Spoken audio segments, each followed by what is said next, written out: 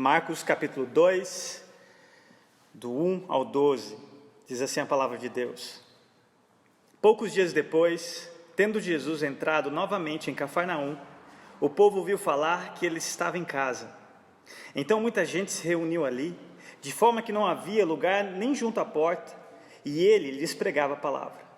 Vieram alguns homens, trazendo-lhe um paralítico, carregado por 4 deles. Não podendo levá-lo até Jesus, por causa da multidão, removeram parte da cobertura do lugar onde Jesus estava, e pela abertura do teto, baixaram a maca em que estava deitado o paralítico. Vendo a fé que eles tinham, Jesus disse ao paralítico: Filho, seus pecados estão perdoados. Estavam sentados ali alguns mestres da lei, raciocinando em seu íntimo: por que esse homem fala assim? Está blasfemando. Quem pode perdoar pecados a não ser somente Deus? Jesus percebeu logo em seu espírito que era isso que eles estavam pensando e lhes disse: por que vocês estão remoendo essas coisas em seu coração? Que é mais fácil dizer ao paralítico: os seus pecados estão perdoados? Ou levante-se, pegue a sua maca e ande. Mas, para que vocês saibam que o Filho do Homem tem na terra autoridade para perdoar pecados, disse ao paralítico, eu lhe digo, levante-se, pegue a sua maca e vá para casa. Ele se levantou, pegou a maca e saiu à vista de todos, que atônitos glorificaram a Deus, dizendo: nunca vimos nada igual. Amém. Você pode se assentar. Conversas com Jesus. Essa tem sido a nova, na verdade, não mais nova, porque estreamos no domingo passado, essa série que nós estamos vendo, desses encontros de pessoas com Jesus. Não só do que elas revelam de si mesmas com Ele, mas especialmente o que Ele revela, não só a elas, mas a nós, desse outro lado da cruz. Meus irmãos, geralmente, quando as pessoas procuravam Jesus com uma doença ou alguma invalidez, são elas que começam o diálogo, ou seus parentes, ou alguns amigos que solicitavam de Jesus alguma ajuda, ou melhor dizendo, uma cura para determinada doença, ou como eu disse, invalidez. Por exemplo, o leproso que se curva diante de Jesus e o adora e diz: se o Senhor quiser, o Senhor pode me purificar. E Jesus, como nós sabemos, o purifica. Sabemos também daquele centurião romano que começa a conversa, o diálogo com Jesus, pedindo a Jesus que curasse o seu empregado que estava doente. Também Jairo, ao pedir que Jesus curasse a sua filhinha, prestes a morrer.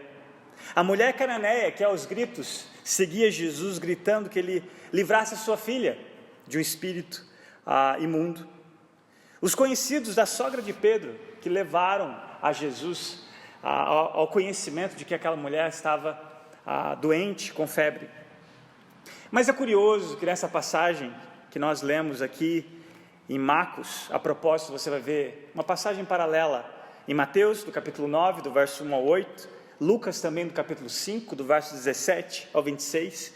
Nenhuma dessas passagens, não só a que nós lemos ou das paralelas, nada sabemos, nada é dito de ninguém em relação a Jesus.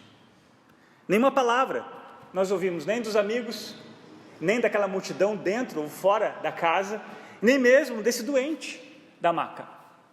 Nós não vemos nada, ou melhor, nós não lemos nenhuma conversa nesse sentido. E eu queria compartilhar com vocês 2 pontos principais dessa passagem. Primeiro, qual é o ponto principal dessa conversa de Jesus, ou melhor dizendo, desse monólogo, porque nós só ouvimos aqui Jesus falando. Qual é o ponto principal, dessa conversa?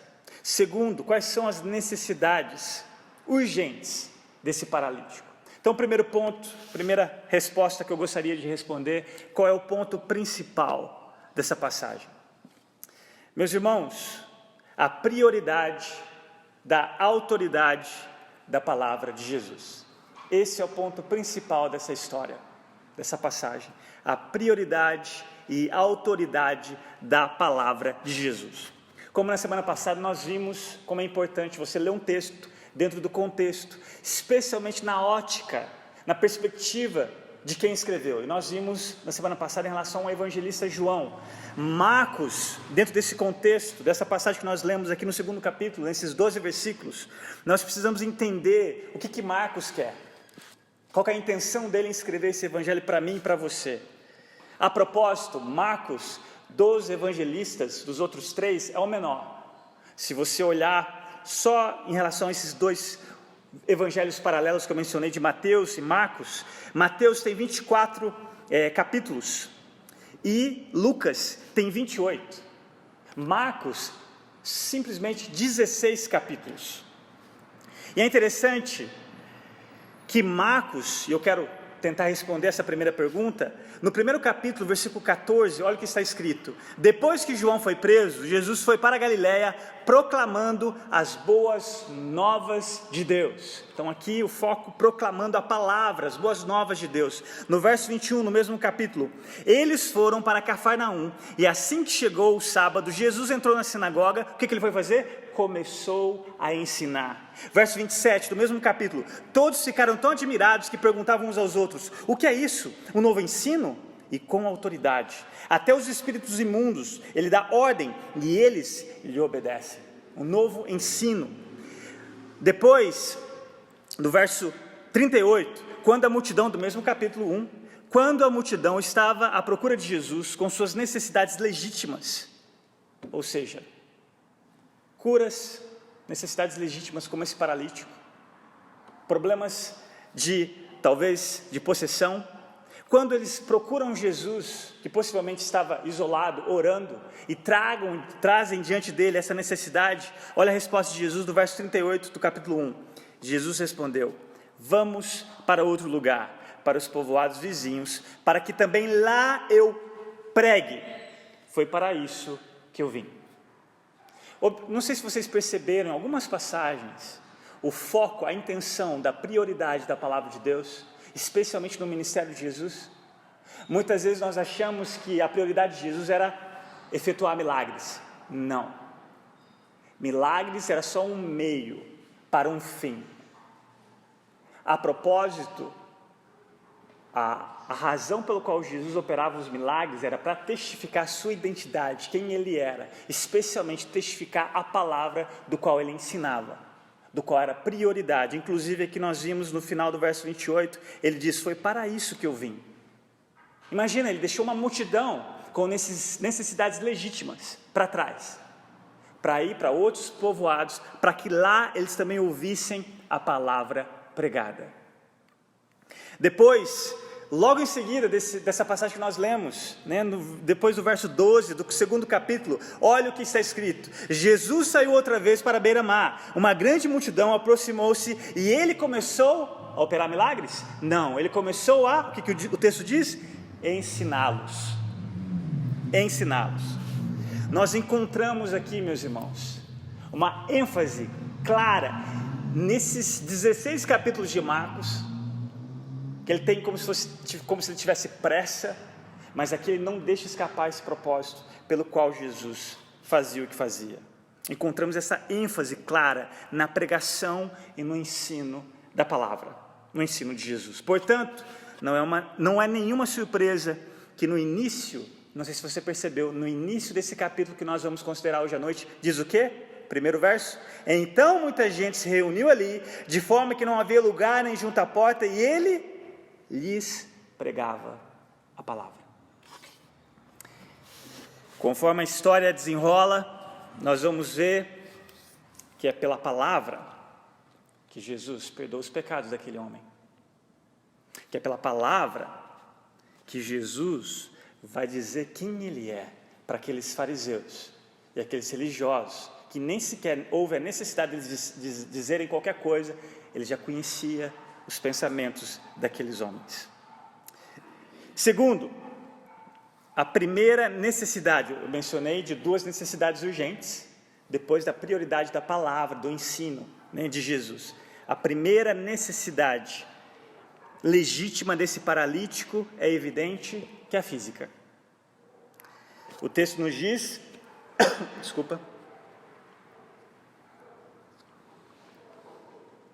que esse homem estava paralisado.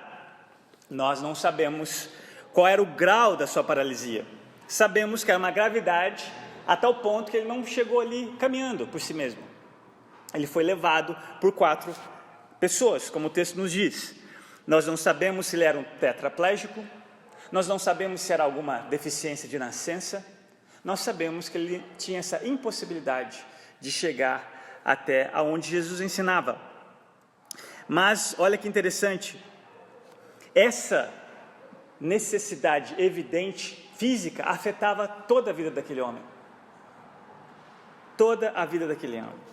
No entanto, meus irmãos, através do que Jesus vai falar para ele, quando ele tem a oportunidade de estar diante de Jesus, Jesus inverte a ordem. Não sei se vocês perceberam. Talvez, sem dúvidas, como eu disse, uma necessidade legítima, que esse homem fosse curado. Esses 4 amigos, fazem algo impressionante. Eles não, diante daquela casa cheia, tanto de gente dentro quanto fora, eles não viram o empecilho. Nós não sabemos quanto tempo eles caminharam carregando aquele homem, mas eles não veem o empecilho, porque a porta está abarrotada de gente, não dá para eles entrarem pela porta. E é interessante que a multidão não contribui com isso, não coopera, eles não abrem uma passagem para que aquele paralítico fosse levado. Eu não sei se as pessoas estavam tão compenetradas naquilo que Jesus ensinava que ninguém olhava para o lado, talvez, eu não sei. Mas nós sabemos que esses 4 amigos, ao ver uma impossibilidade, e eu vou encerrar dizendo acerca disso em relação ao evangelismo, eles são criativos. Eles olham para algo que era comum nas casas, que era uma escada que dava acesso ao topo, à sacada, dias quentes, normalmente as pessoas sentavam, e esse teto não é como o nosso, de laje, ou de concreto, era um teto normalmente de treliça de madeira com barro, e é por isso que eles fazem um buraco. É interessante que no original, Marcos vai dizer que eles fazem um rombo no teto a ponto de quase demolir a casa, porque eles vão passar um adulto, descido por uma maca.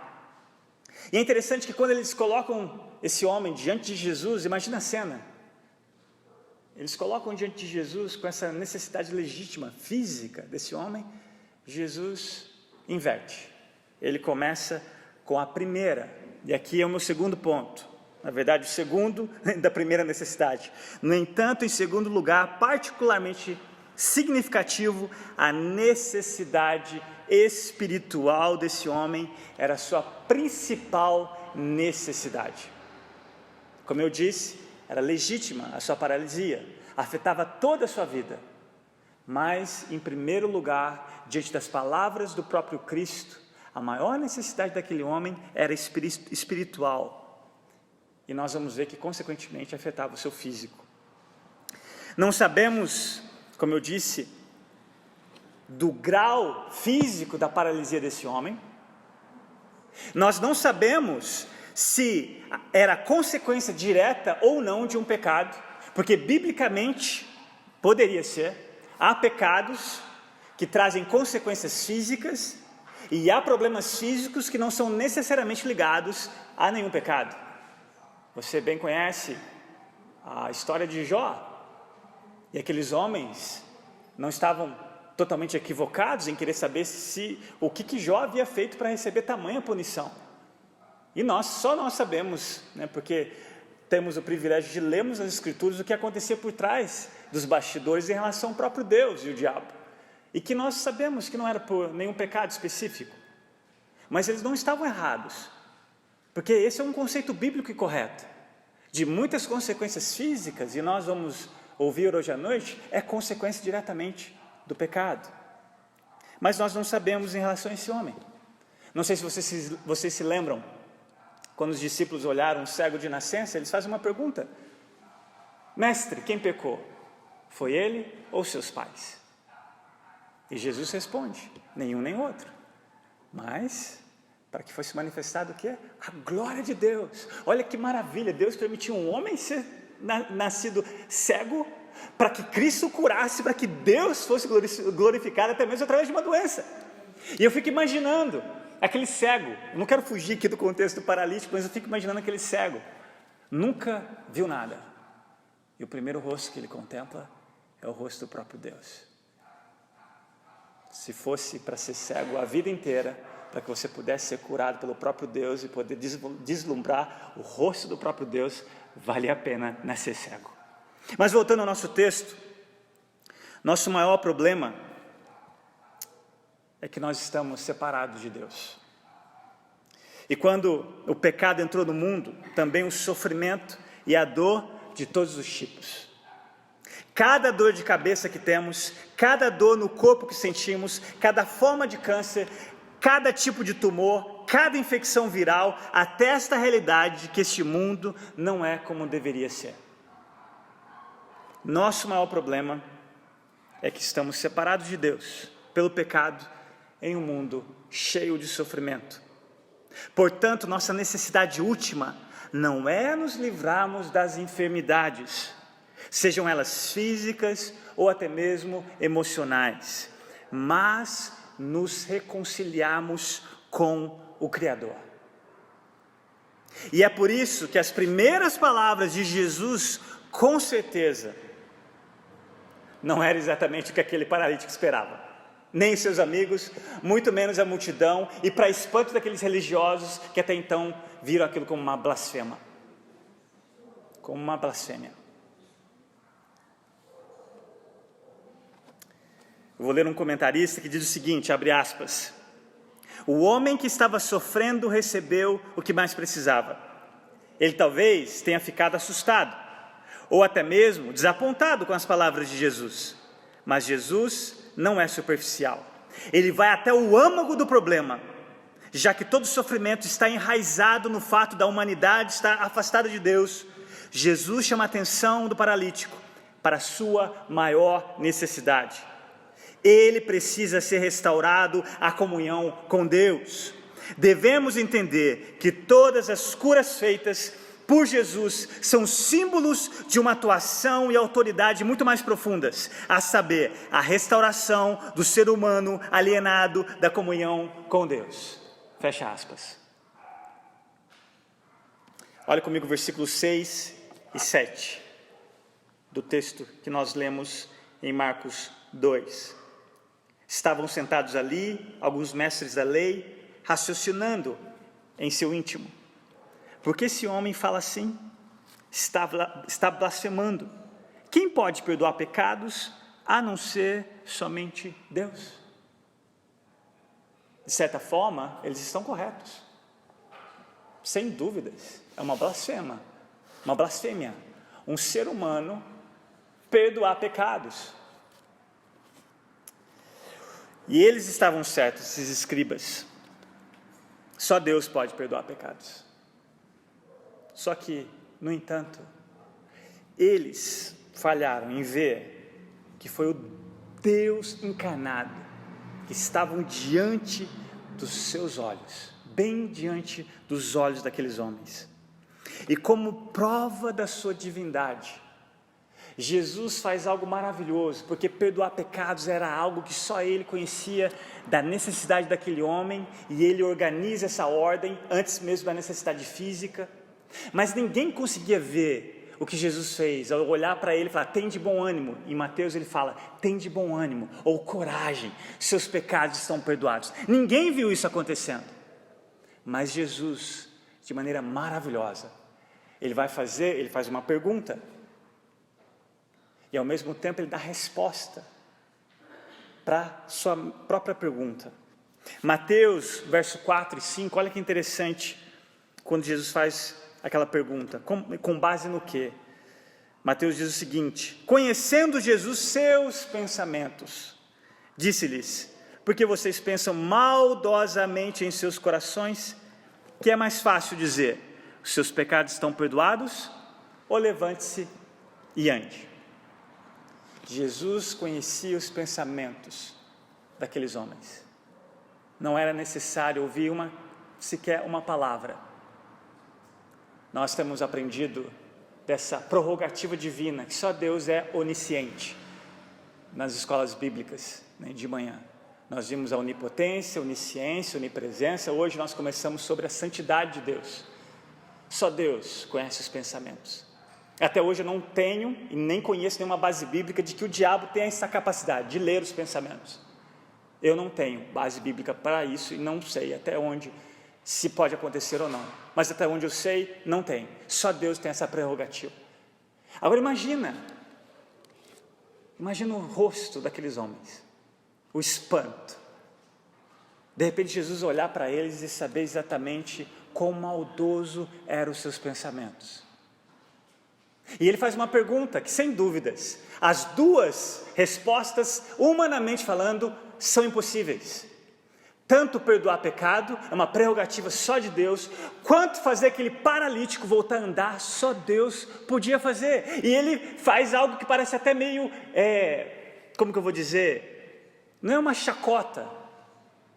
Fazer o que é mais fácil então? O que é mais fácil falar para esse homem? E o versículo 10, olha comigo, em Marcos. Mas, para que vocês saibam que o Filho do Homem tem na terra autoridade para perdoar pecados, disse ao paralítico, versículo 11, eu lhe digo, levante-se, pegue a sua maca e vá para casa. Já que vocês não têm condição alguma de ver o que eu acabei de fazer, que é perdoar pecados, agora eu vou mostrar algo para vocês, daquela realidade que vocês não viram em primeiro lugar. E Jesus simplesmente olha para aquele paralítico e dá uma ordem. Ele não tem uma opção. Não, eu não vou querer levantar. Eu fico imaginando, né, talvez aqueles músculos atrofiados, ou talvez algum problema cerebral que causou aquela paralisia.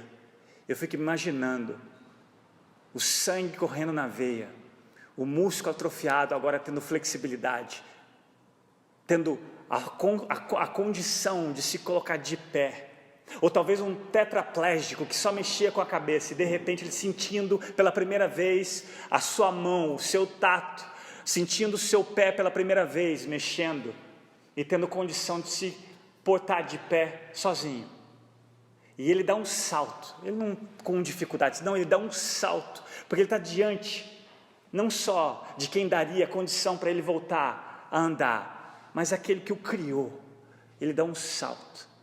E aquele homem que talvez muita gente não viu ele entrar, porque ele entrou pelo teto, não viram ele entrar pela porta, com certeza viram ele sair pela porta com a maca.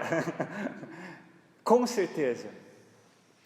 Mas eu quero que você atente para o que Jesus diz no verso 10, quando ele diz a si mesmo, acerca do Filho do Homem.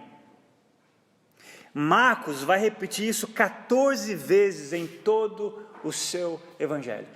14 vezes essa expressão, Filho do Homem. Talvez você já tenha ouvido isso antes. O evangelho de Mateus, ele traz uma ótica de Jesus como rei para os judeus. O evangelho de João, a divindade de Jesus. O evangelho de Marcos, o servo. O evangelho de Lucas, a humanidade de Jesus. Isso não é errado, você lê nessa ótica. Mas, meus irmãos, eu acredito que pela beleza da pessoa de Jesus, não era possível, como se fosse dissecá-lo em partes dessa forma. Porque no evangelho de Marcos, quando ele traz, dizendo 14 vezes o Filho do Homem, ele traz sim a humanidade de Jesus, esse servo sofredor de Isaías 53, mas sem dúvidas, ele traz também a divindade de Jesus, ele traz a autoridade. O próprio Cristo diz, o Filho do Homem tem autoridade, e quando ele diz o Filho do Homem, ele faz menção de uma profecia lá em Daniel, no capítulo 7, eu vou ler para vocês o verso 13 e 14, onde Daniel contempla um ser humano no trono, e ele contempla Deus dando autoridade a esse ser humano. Quem é esse ser humano no trono? E olha o que Daniel diz: na minha visão à noite, vi alguém semelhante ao filho de um homem, vindo com as nuvens dos céus. Ele se aproximou do ancião e foi conduzido à sua presença. A ele foram dados autoridade, glória e reino. Todos os povos, nações e homens de todas as línguas o adoraram. Seu domínio é um domínio eterno que não acabará. O seu reino jamais será destruído. É esse Filho do Homem que está diante desses fariseus, diante desses 4 amigos, diante desse paralítico. E é ele que tem a autoridade recebida do próprio Deus para perdoar pecados, para restaurar qualquer doença. O Filho do Homem não é apenas uma referência humilde da humanidade de Jesus, mas é uma declaração poderosa da autoridade de Jesus. E sua autoridade está em todo, preenchendo esse evangelho de Marcos. O que essa autoridade, meus irmãos, representa? 3 aspectos. Primeiro, Jesus tem autoridade para ler os nossos corações. Assim, quando Jesus pronuncia perdão dos pecados daquele paralítico, ele olha para os escribas e sonda os seus corações. Eles não precisavam dizer nada. Jesus sabe o que há neles, da mesma forma como ele sabe o que há no seu coração. Cada um de nós. Todos os nossos motivos ocultos, todos os nossos pensamentos secretos, todos os pecados que não queremos que ninguém saiba, nenhum de nós escapa do seu olhar. Nada está oculto, nada está escondido diante dos seus olhos. E como nós vimos, essa onisciência para aqueles que estão em Cristo é motivo de alegria, de saber que Deus conhece as suas necessidades, conhece os seus pensamentos, como no Salmo 139. Mas aqueles que estão fora de Cristo, isso é motivo de terror, porque se você não se arrepende, antes que você morra, ou antes que ele volte para exercer o juízo, todos os seus pecados e pensamentos ocultos estarão diante desse justo juiz, e você receberá a punição de cada um deles. Segundo aspecto, em segundo lugar, Jesus tem autoridade para curar as nossas doenças. Que nunca deixemos de ficar maravilhados absolutamente ou encorajados por essa realidade, que quando Jesus fala, a paralisia desaparece. Quando Jesus fala, a doença desaparece. Quando Jesus fala, os demônios correm. Quando Jesus fala, a própria morte obedece. Quando Jesus fala, meus irmãos, nenhuma doença resiste. Nenhuma dessas coisas é soberana. A doença não é soberana, os demônios não são soberanos, a morte não é soberana, Cristo é soberano. Jesus é soberano. Então, como se isso não bastasse, só essa notícia já não fosse suficiente, melhor ainda no terceiro e último aspecto. Terceiro e último aspecto da autoridade de Jesus, Ele pode, e só Ele pode, perdoar pecados. Esta é a maior e a melhor notícia de todas. Nenhum homem, nem no céu, nem na terra, nem debaixo da terra, ninguém tem a condição, tem a prerrogativa de perdoar pecados, a não ser o Cristo. Só Ele é o nosso mediador entre Deus e o homem. Como nós vimos na semana passada, Ele é a escada que liga os céus com a terra. Só Ele pode perdoar os nossos pecados. Essa é a nossa maior necessidade espiritual. Em última instância, que volta também à questão das consequências do pecado. O nosso maior problema não é físico, por mais difícil que eles sejam. O nosso maior problema é estarmos separados da fonte da vida, que é o próprio Deus, graças aos nossos pecados, e é por isso das causas, dos terremotos, dos vulcões, até mesmo a terra sofreu as consequências da desobediência de um único homem, e com ele toda a humanidade. Portanto, a nossa última necessidade é nos livrarmos das nossas enfermidades, antes espirituais, e sermos reconciliados com o Criador. E isso Jesus veio fazer. Essa era a prioridade de Jesus. Deus não deixou os pecadores sozinhos em um mundo de pecado e sofrimento. Ele viveu a vida que nós nunca poderíamos viver em Cristo, sem pecado. E embora ele não tivesse nenhum pecado para ser punido, ele recebeu a sua e a minha punição na cruz, por causa dos seus e dos meus pecados. Isaac Watts, em uma das estrofes de seu hino, disse muito bem: só por meus pecados, só pelos meus sofreu Jesus assim. Mercê e graça, pois me deu, e que amor sem fim. Essa foi a razão pela qual Jesus foi punido naquela cruz. Mas, meus irmãos, o que é bom continua ainda melhor. Jesus não ficou por muito tempo morto. No terceiro dia ele ressuscita, e ele tem a vitória sobre o pecado e sobre a morte. E isso deveria trazer alegria ao seu coração. Isso deveria ser a motivação de você levantar todos os dias da cama. Saber que isso é uma realidade, não é uma possibilidade, não é uma utopia. Essa é uma esperança viva. Jesus venceu a morte, Jesus venceu o pecado, e agora ele oferece a reconciliação a qualquer pessoa, em qualquer lugar, que se arrepende e coloca nele a sua fé, como seu único e suficiente Salvador.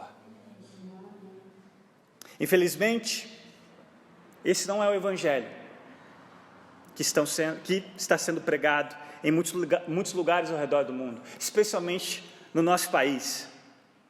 Há tantos lugares onde um falso evangelho está sendo proclamado, que se você crer em Jesus, você será curado de todas as suas doenças agora, aqui, nessa vida.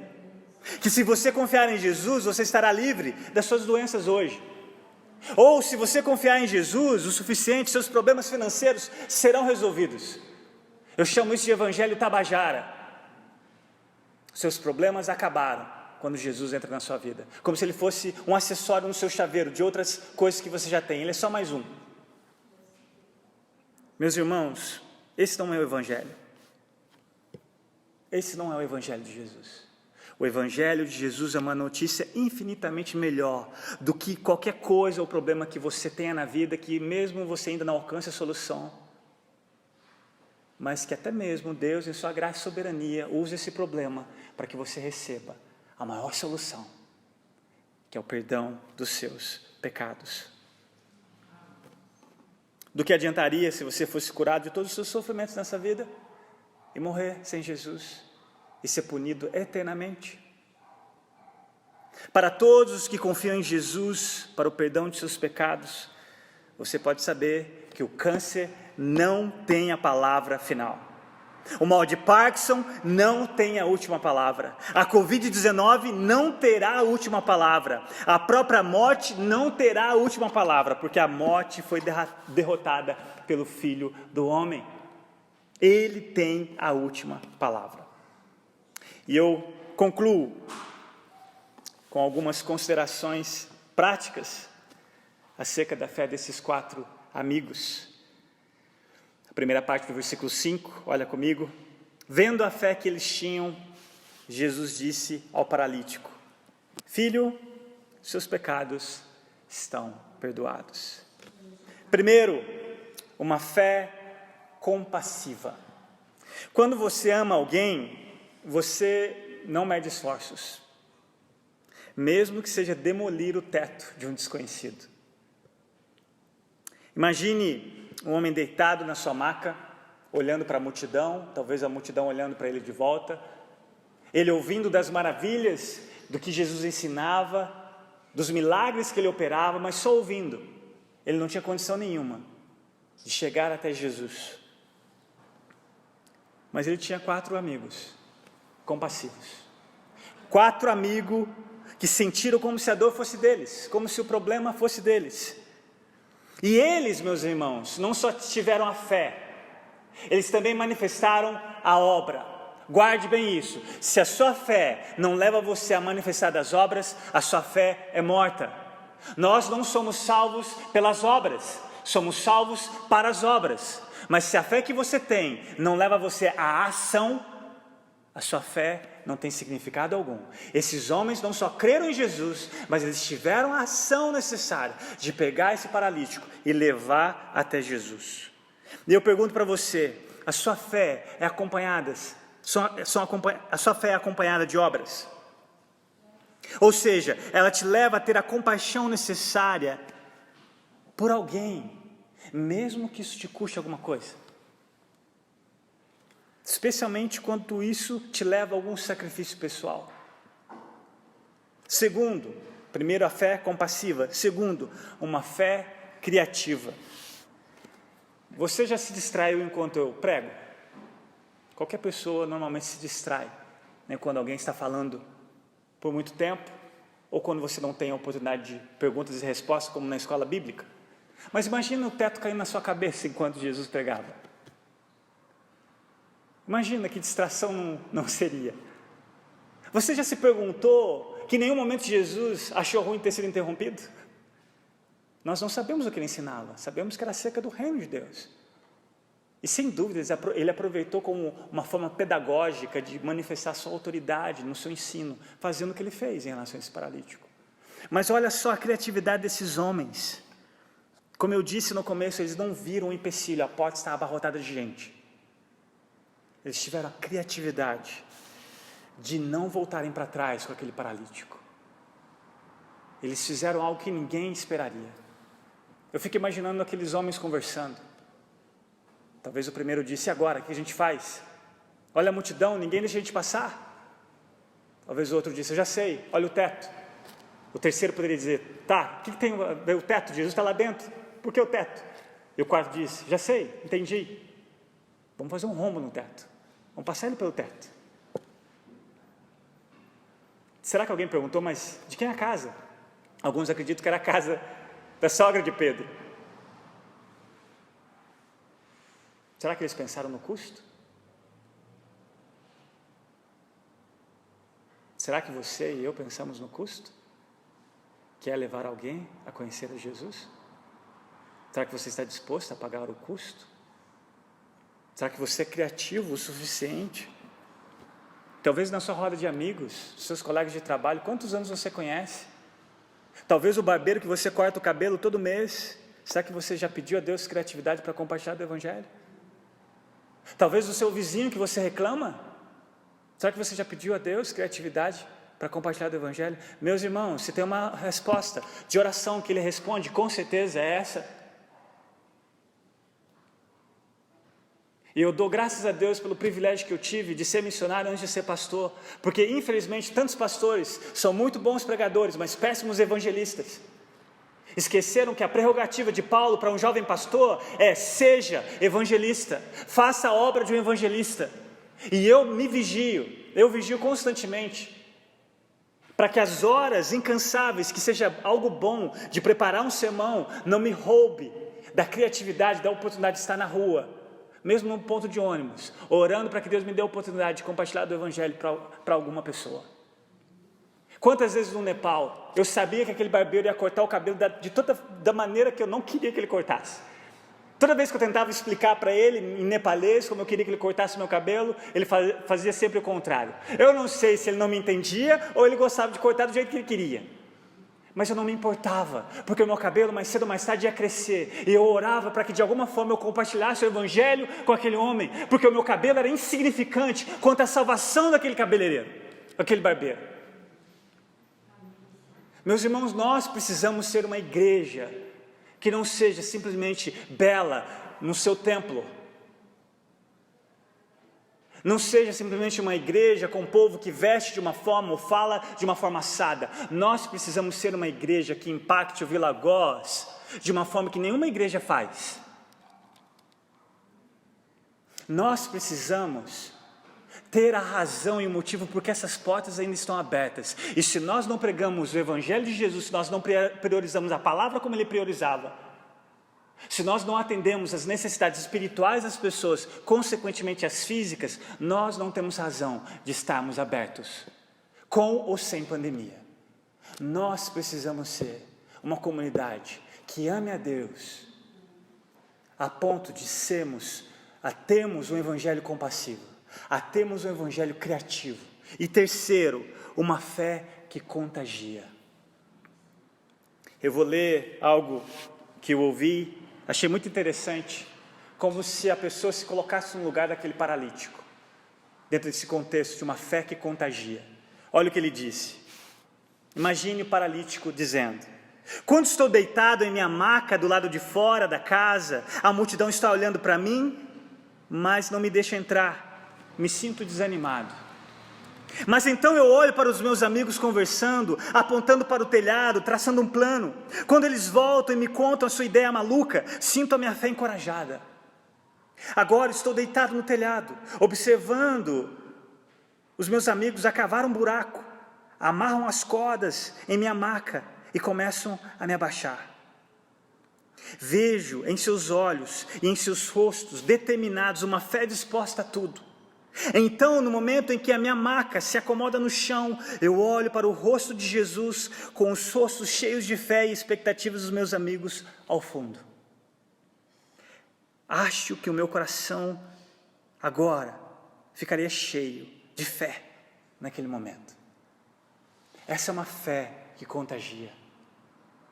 Um paralítico que nós não sabemos quantos anos naquela maca, ao ver nos seus amigos a disposição de uma fé que não é só da boca para fora, uma fé que leva a ação, uma fé que sobe ao telhado, faz um buraco no telhado, um rombo literalmente numa casa, desce aos pés de Jesus, e ele olha para Jesus, vê ao fundo o rosto determinado daqueles amigos que conseguiram cumprir com a missão, e Jesus vai dizer o quê?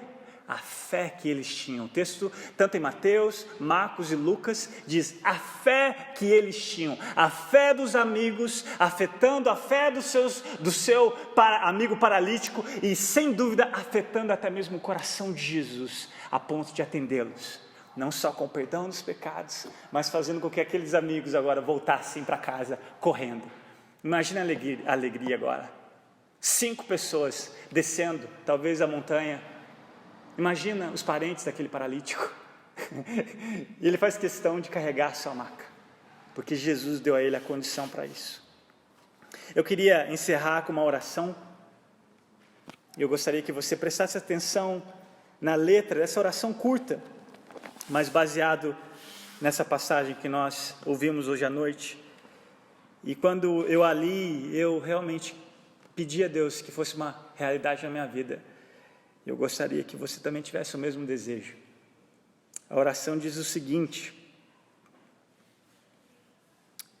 dá-nos, Senhor, o mesmo tipo de fé a respeito de Tua habilidade e vontade para curar nossas almas. Dá-nos o desejo de sermos perdoados por nossos pecados, mais do que o desejo por bênçãos terrenas ou do que pela própria vida. Capacita-nos para que creiamos em Teu poder de perdoar pecados. Então as nossas vidas se levantarão alegremente e irão aonde quer que Te agrade.